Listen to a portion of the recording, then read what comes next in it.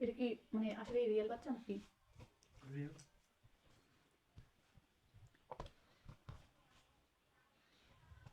এগুলো বড় হয়ে অ্যাথলেট হয়।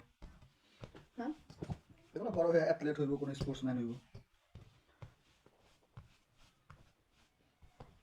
তাই জন্মের পরে থেকে প্রি প্ল্যানিং।